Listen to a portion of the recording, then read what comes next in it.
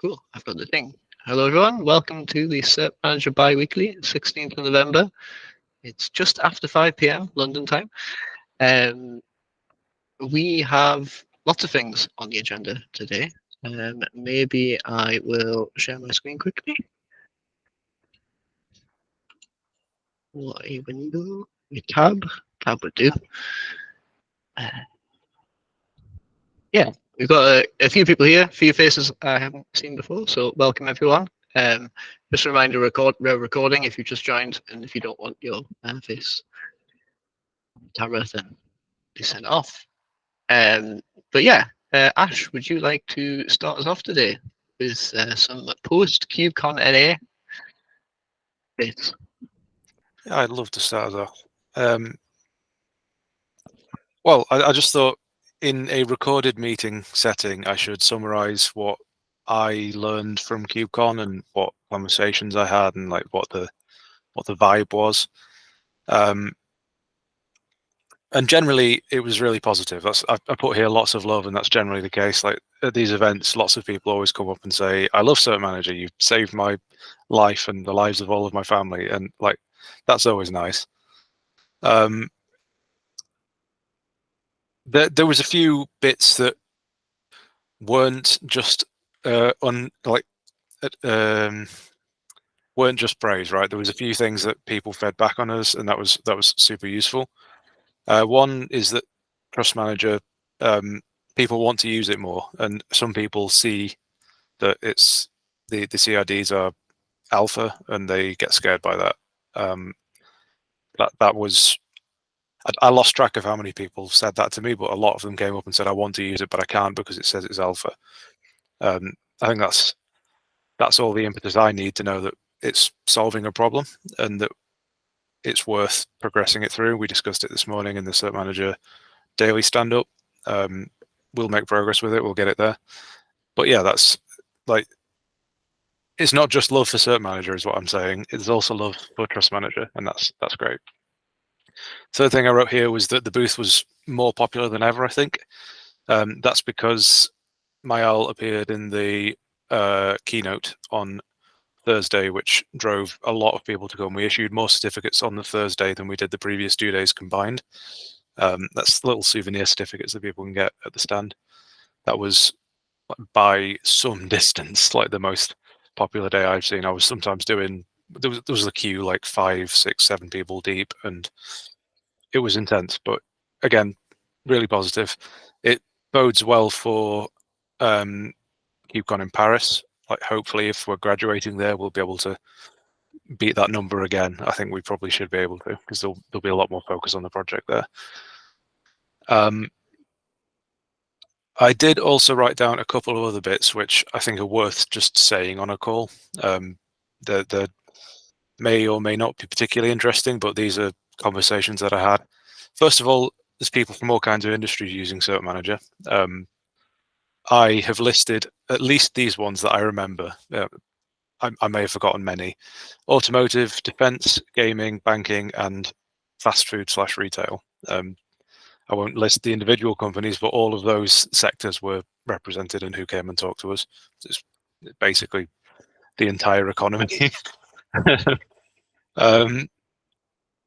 The other thing that I wanted to note that jumps to my mind is that I had a really interesting conversation. Again, I won't reveal the company or the person, but someone that was running a lot of short-lived workloads that needed certificates. And he wanted as much ephemerality as he could get. And he was worried about overloading the cert-manager controller pod. And like that's a fairly obvious use case for CSI driver. He seemed really happy with it, but that's not a conversation I'd had with someone before. It was cool. It seemed like it was CSI driver would really help, and he was going to go take a look at that. Wanted to say that as well. Beyond that, obviously we did our talk, which I think went pretty well. We got some questions, which didn't happen in Detroit last year. We just got stunned silence at the end of that one. So overall, really positive. I'm really happy with how it went. I think the booth was super positive. Looking forward to Paris. If we can graduate there, there's a big opportunity to ensure that everyone in the cloud native landscape knows cert-manager, because there's still plenty of people who don't, and who come up to the booth saying like, "Oh, I had no idea this existed, but it solves my problems." That is my summary. I can see, Peter, that you've put talk ... I'll try and find the link. I'll see if it's been uploaded yet. I'm reading your mind. I think that's what you wanted there, yeah? It was that, or I was too busy writing the previous thing and just. I thought I'd come back to it, but yeah, a link would be even better actually. Well, I'll see what I can find. If I remember correctly as well, Garrett, you came to the booth, right? Yep, I've got my cert that you made for me on my table over there. So wonderful, great to have you here. I remember you saying you would join. I'm glad you did. I'll hand it back over to Peter now. We can proceed. Ah, awesome. Cool. Just a reminder, anyone here, if you actually want to talk about something, stick it on the agenda doc. The link should be in the invite. So please do. The big orange yellow highlighted lines. Stick something in there. Okay, cool. The next topic I had on here was, I think, was Spiros here a month ago, or maybe a little bit earlier, and it was about this PR, which I'll share this tab instead. So adding metrics for certificate requests on cert-manager. And I think there's a lot of conversation that we were basically toying with the balance of being a good Prometheus citizen and having all the metrics, or selectively having the metrics based on maybe failed certificate requests were more important than the ones that had worked, and it'd be more interesting to see metrics for them more prominently, and that would help filter out a lot of the metrics that might come up from having sort of that cardinality issue. I will admit, it's been probably 2 weeks since I last put this on the agenda, so quickly reminding myself here, but we were discussing in Slack around what might be a valid approach for getting this PR moving forwards. It's a shame Mail isn't here, because I know he's done a lot of work on metrics and would have had some good input here, but I think the key change was around the revision history limit, which we currently have a default of nil, and there is no revision history limit. And if implementing this PR with certificate request metrics might mean potentially an ever-growing amount of metrics for people with like a default installation plus Prometheus metrics enabled.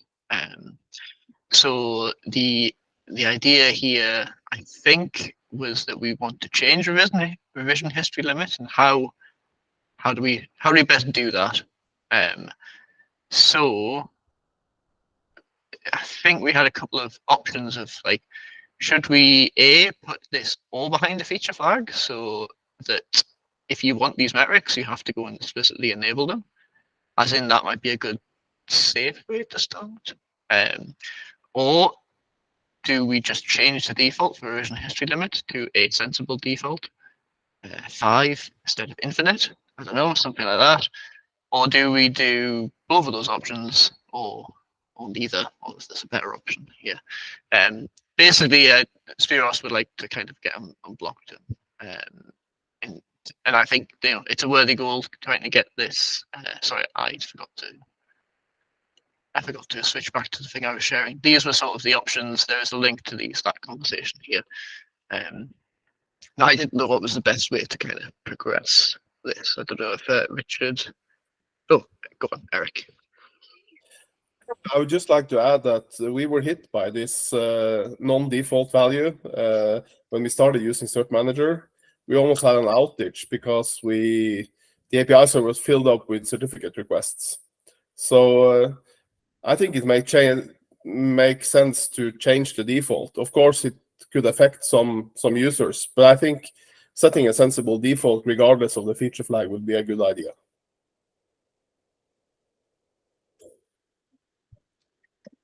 So you would just be in favor of generally just having a better default value for revision history limit?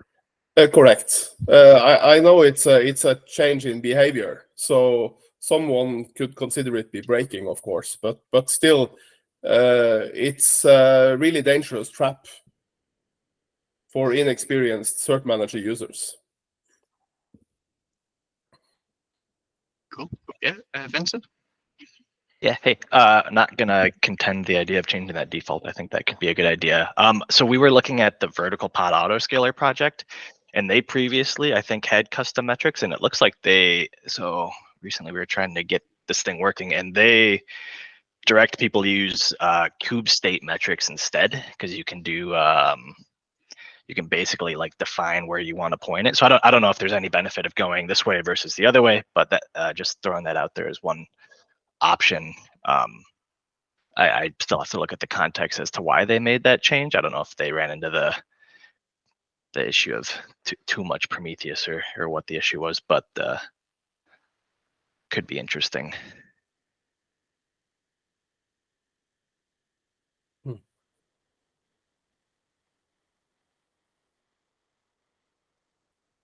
Well, that is something good to look at. I think I created an issue specifically about the revision history limit. I didn't know if we could take that change out of that work, as in, so the work was just about the certificate requests and not the revision history limit change. But the issue is there to kind of have a discussion. So that's a good link. I will try and have a look and add that to there for a good reference point. I like the idea of changing the default to be sensible, but I don't see what it's got to do with metrics, because I don't know much about metrics, but I remember last time I did look into it, Prometheus advised you not to slice the metrics by one of these open-ended categories. Don't they advise you to categorize the certificate requests by their status, for example, like the number of certificate requests in a failed state or a unapproved state or a denied state? Isn't that how you should slice it, categorize it, whatever the term is? I think it's because you can add potentially many sort of, I don't know what you call them, like tags to the metric. So the status would be one, but then like the issuer ref, the certificate it came from would be others, and then that kind of, the more tags like that you have, the more metrics you spew, and then if they're kept there indefinitely, then that's where you sort of build up a large metric. But what would it be? I mean, specifically, what would be the problem? I mean, I can imagine that a metric that tells you how many certificate requests or how many denied certificate requests there are associated with a particular named issuer. Is the PR proposing that you should be able to know what? I don't understand the problem. How would it blow up Prometheus?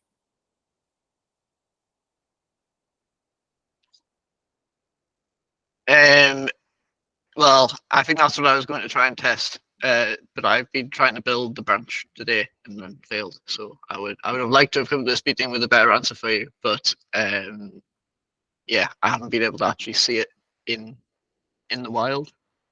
Yeah, so I'm in favor of changing the default revision history limit, but I don't think this is the argument. This is not the persuasive argument or the persuasive reason for doing it, unless I've misunderstood. I quickly had a look at the PR, and it adds name and namespace of the certificate request as a label, which I that think seems bad. Yeah, definitely. I was expecting Tim to come over the board, and I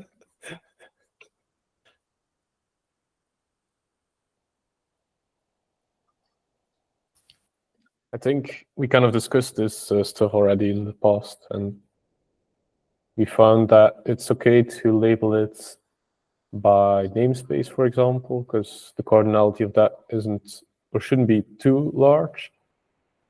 But then we have to limit the other dimensions.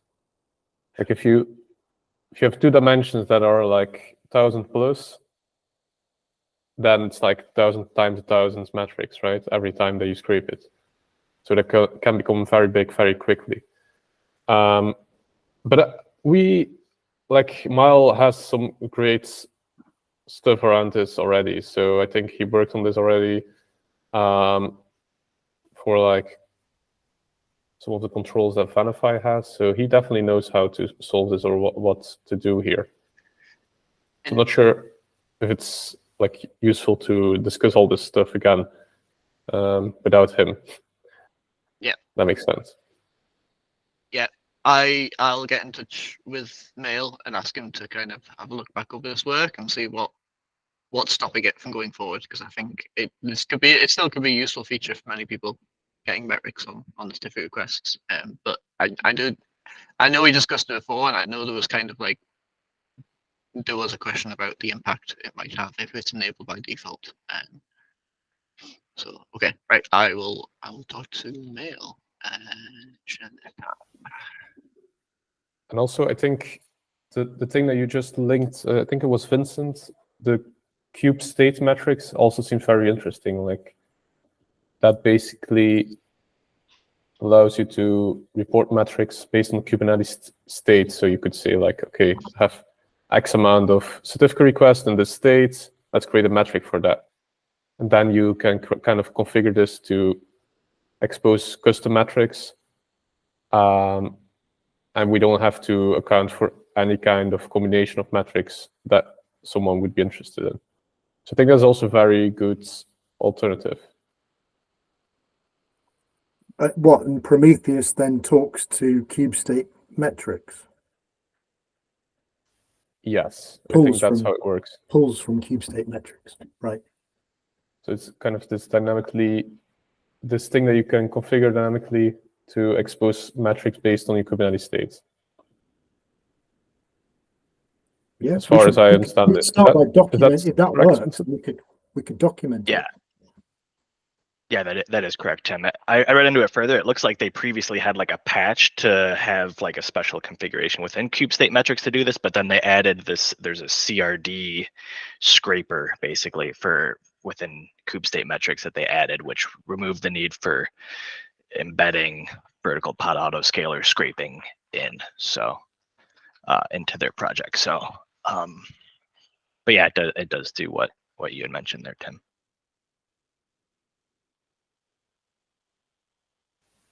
All right.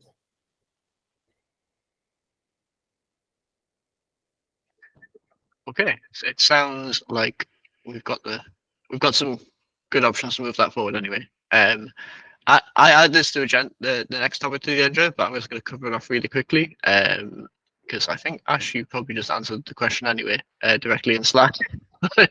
I thought it was worth mentioning it the bi-weekly because often we don't have too many topics to talk about, but today we've got some more.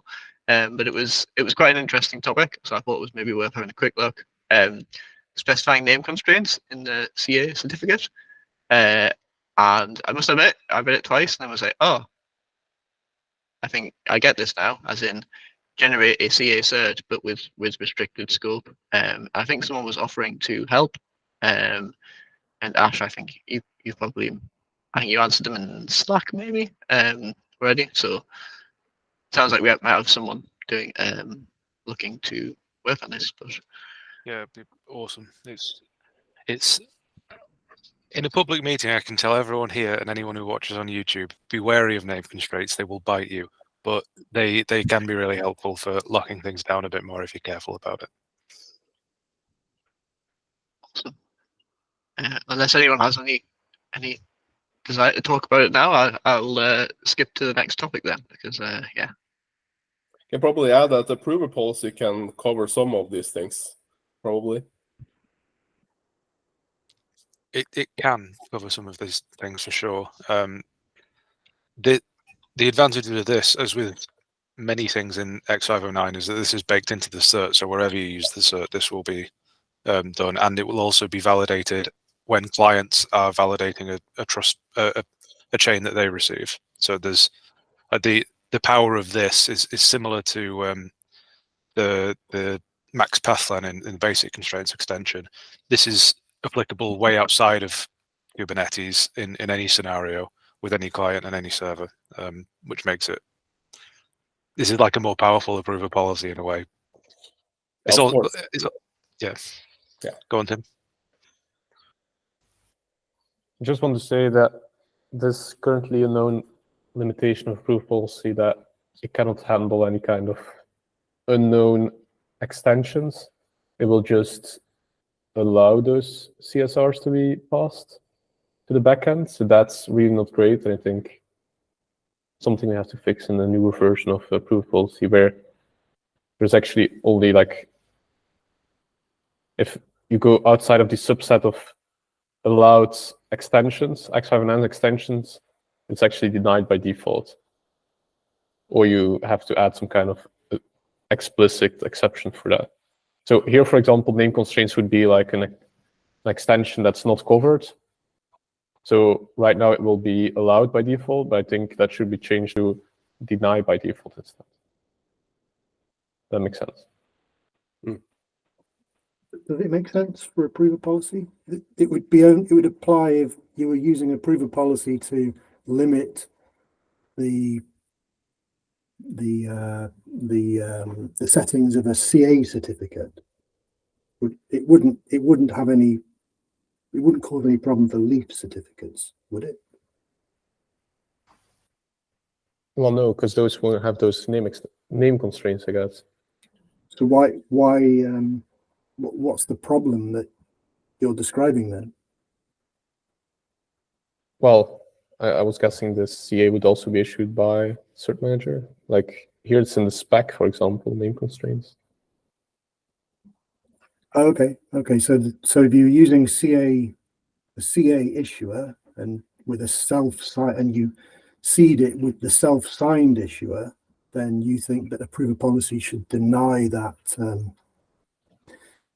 self-signed. So I don't think name constraints work on self-signed certificates. I think they have to be on non-self-signed certificates, because if you add... I'm talking about the root CA, that has to be self-signed, doesn't it? I'm not sure. Are like name constraints, are those only for intermediate CAs, or is it also for root CAs that works? It doesn't really make sense to add it on a root CA, but I think it probably would work, although you'd need to test it. Why doesn't it make sense for a root CA? Kind of self-constraints. Yeah, the only way you can trust a root CA is by explicitly adding it to a... By root CA, I mean self-signed CA. The only way you can trust one of those is by explicitly adding it to a trust store. It has to be explicitly on the client already. There's no way you can chain up to a self-signed CA because it's self-signed, right? There's no chain which leads to it for trust purposes. Whereas an intermediate, you trust it because you chain to it from a root.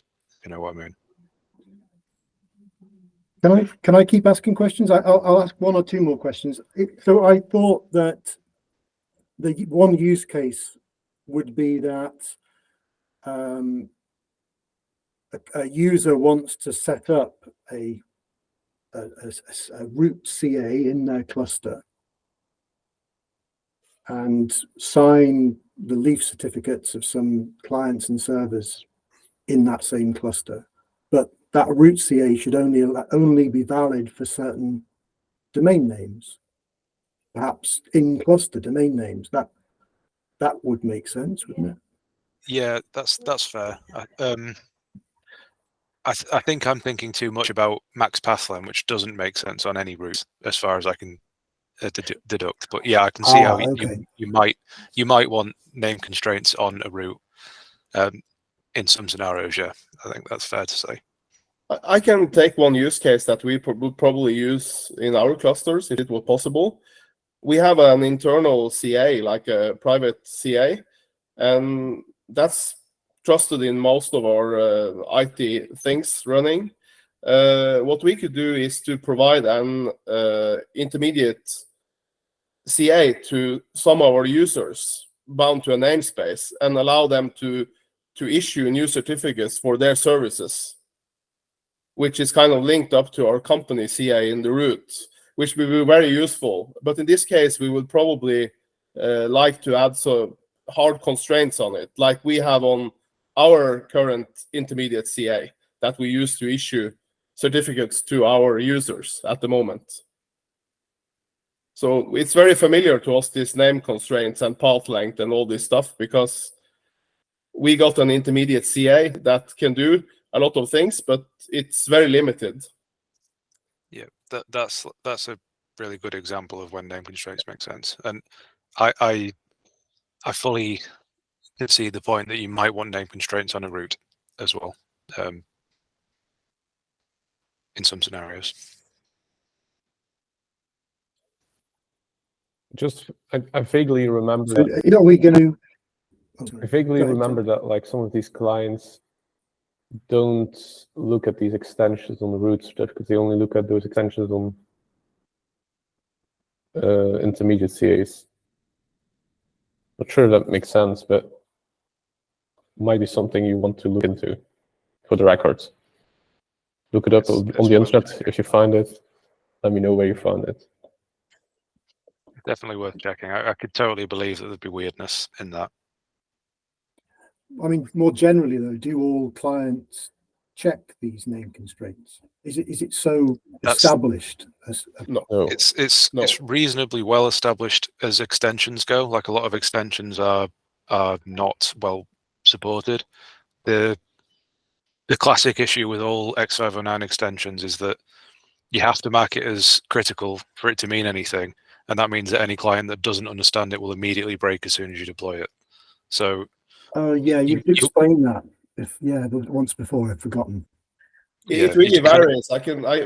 We have another example from our organization where they released a new minor version of Java, which suddenly made our certificates not accepted by the Java runtime. That was because they just suddenly started looking at some of these fields, and we had something that was invalid in our CA, so we had to order a new CA in order to fix this problem.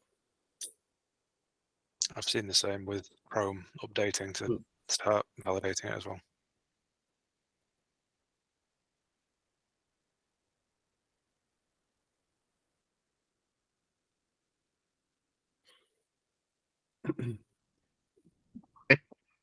Sounds like well, that's some good notes, especially for people like me who don't know that much about X509. And that's probably a good thing to point out. You don't have to be a certificate expert to turn up here. In fact, if you are, you're still welcome. Don't worry. Cool. I'll pass over to Erik then to talk about your issue. I will try and share it. Yeah, I don't have an issue related to this. I think I might have mentioned this before in a stand-up. And I will definitely create an issue for what I want to discuss now. What I would like to see are some metrics from the certificate chain used by an intermediate CA. Because in our organization, we got a CA, but it's a manual renewal process. So we need to know well before the expiry time that we need to order a new CA certificate. So when we used the CA issuer, it was quite simple. We could use this project I've been linking to, SSL Exporter by RibbyBibby, which can export metrics from the certificate stored in the secret. Now we have migrated most of our issuers to using the Vault issuer, and there we had to develop something custom. It turns out that Vault has an endpoint which is publicly available to obtain the certificate chain of an issuer in Vault. So we created a custom component to produce metrics for that. So I want to discuss whether it could make sense for cert-manager to, either by default or as an opt-in, to produce the same kind of metrics, because cert-manager should be able to know this.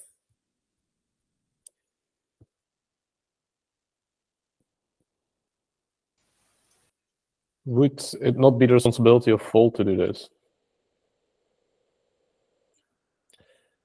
It could be considered the responsibility of Vault, yes. In our case, it's a multi-tenancy Vault, the same as our clusters. So there might be a lot of things living in the Vault universe. So since we have a CA, we would like to have control over the metrics. But I don't disagree with you. It would be nice if Vault could produce those metrics. What are the metrics? Give a really specific example. If you take a Bribby again, Peter, you will see that you get a typical not after. They're pretty static, but then you know when your certificate expires, so you can have set up alerts in Grafana or Alert Manager. Okay, but don't you then have to put the public certificate somewhere in the cluster so that clients can use it to trust the serving certificates that they connect to? So doesn't this SSL exporter work? Isn't it still applicable? It works. It works for the CA issuer because it gets its certificate chain from a secret, so you can use it. But the public certificate has to be somewhere in the cluster so that your software can use it. And if that somewhere is a secret, then this tool can still give you metrics, can't it? Of course. Is it that it's in a config map rather than a secret? It could be. It could probably be there, but I just want to discuss whether this was kind of in a possible scope for cert-manager, or you would consider it to be outside, handled by something else. Maybe trust manager. Maybe trust manager. Trust manager could give metrics about those CA certificates that it has published, which are about to expire.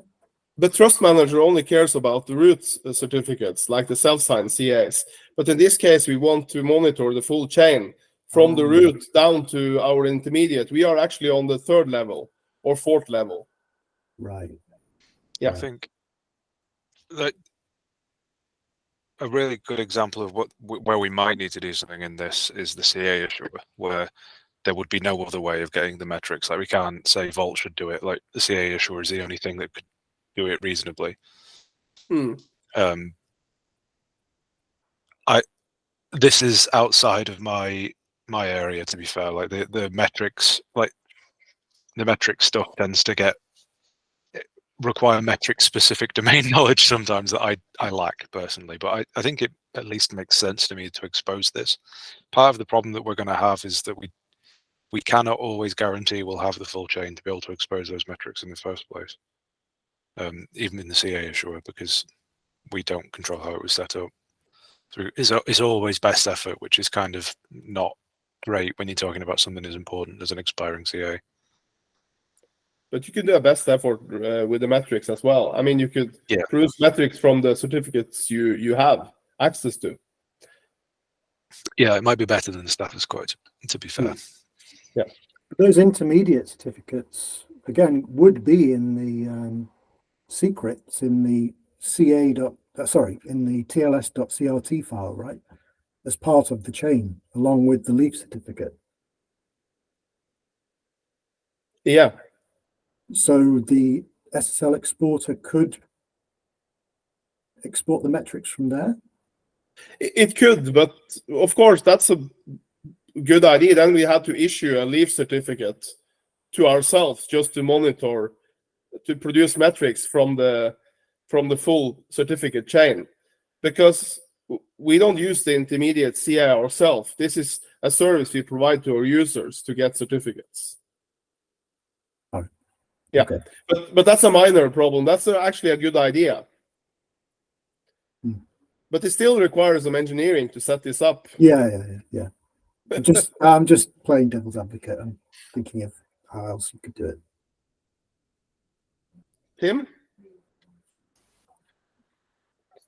I'm kind of wondering about the scope of cert-manager in this aspect, because, for example, one question to start with is like CA issuer. Is that something we recommend people doing for their production clusters? Do we recommend people to basically roll their own PKI using cert-manager, or do we recommend them to not do that and instead use Vault or any kind of issuer instead? Another integration. I think we should be recommending them to do that. A lot of people certainly are doing it in production. We obviously will use a self-sign issuer for webhook certificates, which many people argue how to set that up, whether there should be a self-sign or not. I was just discussing with another open source project regarding their setup, but it's definitely in use in production. CA issuer is it can be used for. I thought that we the story we said was that CA issuer could be bootstrapped with a relatively short-lived intermediate certificate, which might come from Vault, and then it would be valid to use it in the cluster. You are less concerned about the fact that the private key for that intermediate CA is in a secret in the cluster. In our case, we get a relatively short-lived CA certificate that we have to order manually. So it has to be renewed every 3rd month, I think, or 4th. So it's actually bothering us a lot. So we need to have metrics, because if not, we will be forgetting this. That's for sure. You get given it what, as a zip file to download and then put into a secret in the cluster, or? Well, Don't tell us. it's email. We send a CSR through email, and then we get something back. So that we have to configure. Oh, right. Yeah. It's really old school, but that's how it is. I mean, that's How life. do they know it's your email, not my email? Yeah, you know, it's not a perfect solution, but that's the way it works.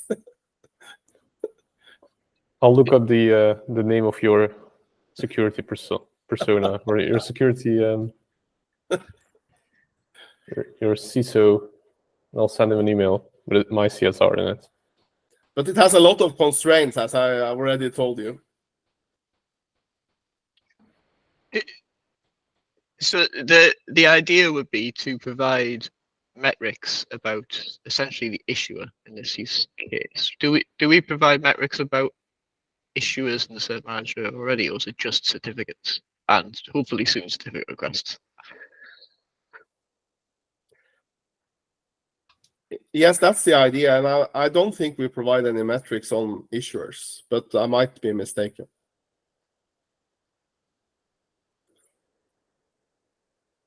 Is it fair to say it doesn't sound like anyone has any fundamental objection to the idea? We'd look at a PR. Like I don't see a problem with it on the face of it, but as I said, it's way out of my area. This. It should be very simple to implement for the CA issuer, and since I know the Vault issuer, it should be equivalently easy to do there, I think. Because you know the path in Vault that you use to make Vault sign your certificates, so you can deduce the endpoint for obtaining the certificate chain of the issuer in Vault. But that would imply, so you might have a periodic check in the Vault issuer which downloaded the CA certificate from Vault. Yeah. Maybe it keeps it in memory or puts it in the status of the issuer or something. Something like that. Yeah, it has to be periodic.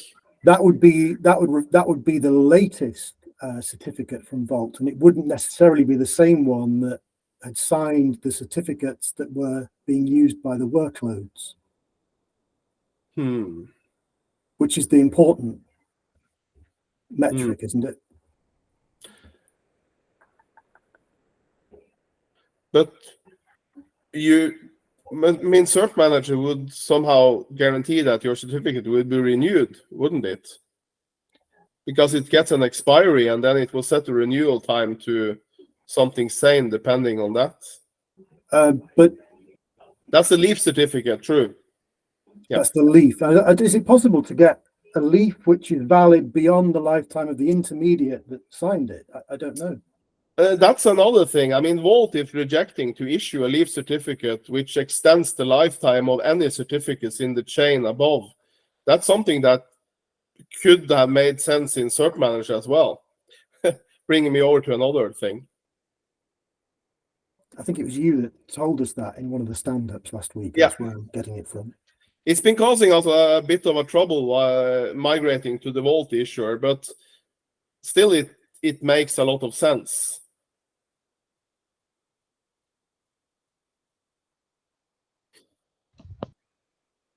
Go on, Tim. Is it rejecting or is it just adapting the certificate? It's rejecting it. Okay. Could actually just change the certificate that returns and limit the use after.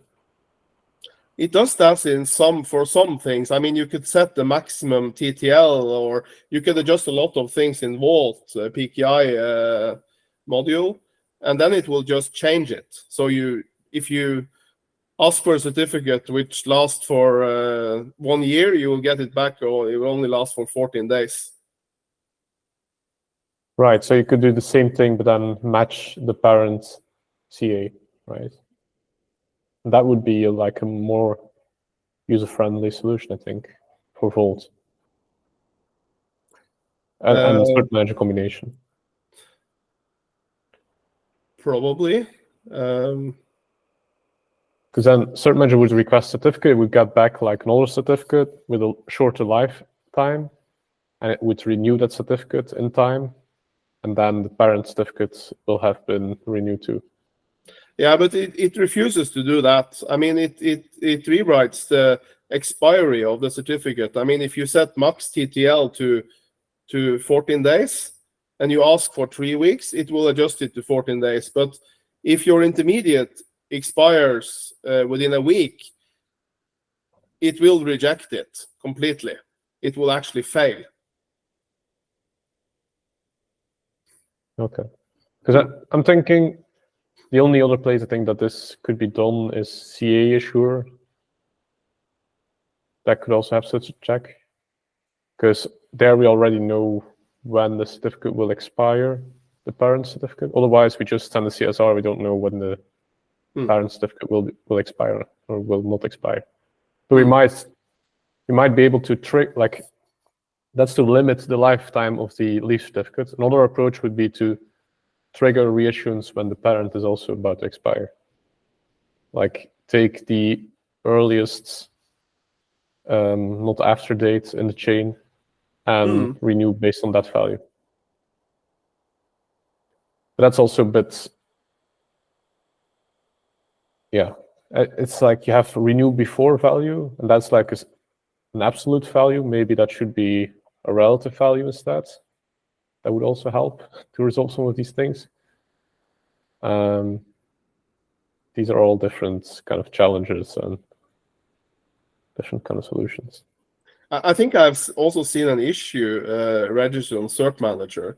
A user who was surprised to see that cert-manager did in fact issue a leaf certificate which extended the lifetime of the CA.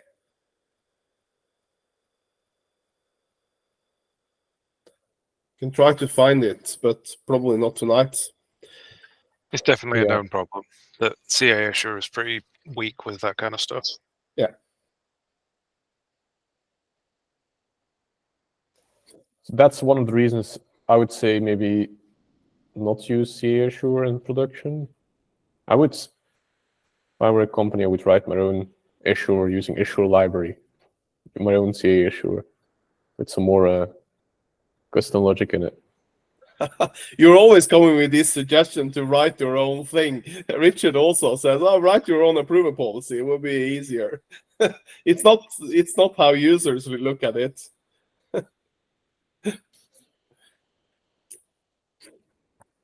Oh, I haven't heard of issuer-lib, Tim. Tell us more about that. Maybe post a link. It's a very good library that you can use to create your own issuer integration for cert-manager. I'll post a link in chat so that when you're watching the recording, you can actually see. But check out the link and create an issue yourself. I think Peter highlighted something really useful there in the CA issuer page, that we say it's a bit spooky and for advanced users. I think that's fine. Like there's a lot we could do to improve it, but if you are careful with it, you can do the job. That's fine. It's very nice if you just want to create some PKI inside your cluster. It's really convenient and very easy to use. No external dependencies, nothing. Yeah, for sure.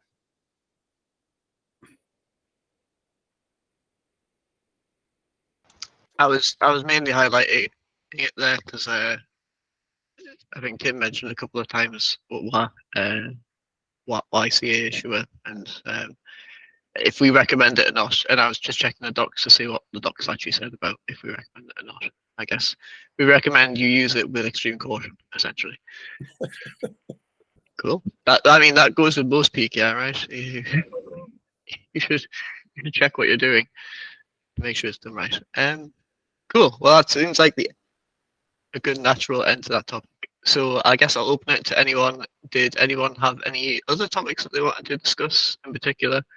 And if not, we'll close the call. But yeah, any more for anyone else?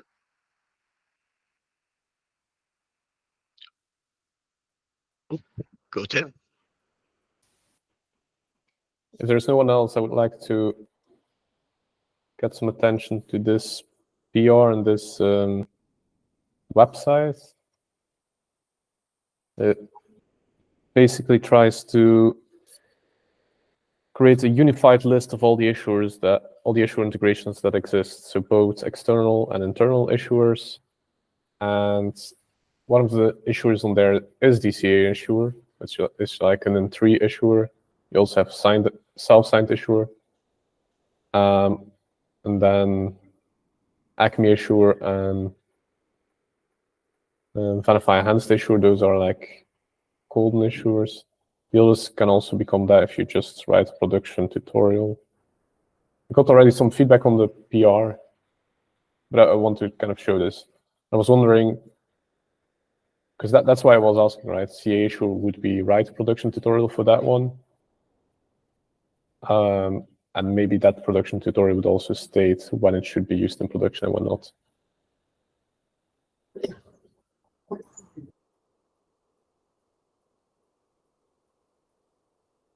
So that's a lot of information. So basically take a look at the website, leave some comments on the PR if you have any. I would like to get this merged ASAP. I think once that is merged, like we could create some issues to bump some of these up as good first issues for people, right? If someone has a particularly good use case for CA issue and wants to write a tutorial on how to use it, that would be awesome, and then we could start using it. Yeah, indeed. I think like the production tutorial thing is just a way to not put everything in the gold tier if we feel like it's like more of a development thing. Like self-sign probably shouldn't be in production, that kind of stuff.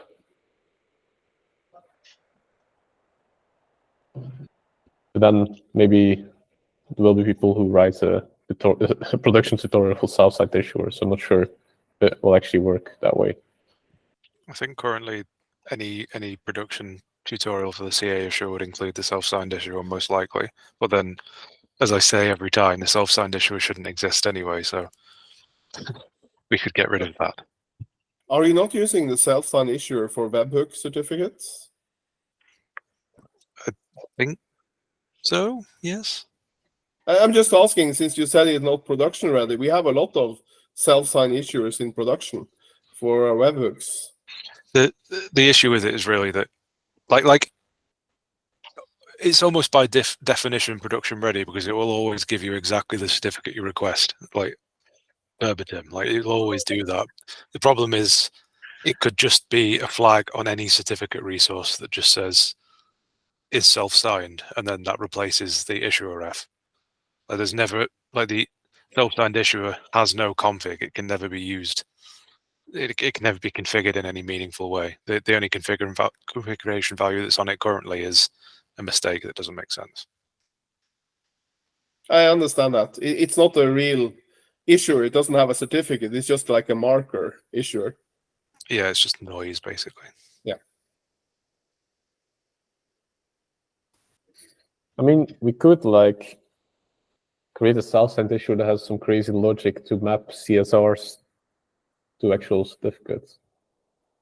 Like if you request a certificate with domain name X, you could actually issue a certificate with domain name ABC, and that would also be like you could make it a self-signed issuer. That would be possible implementation of a kind of weird self-signed issuer.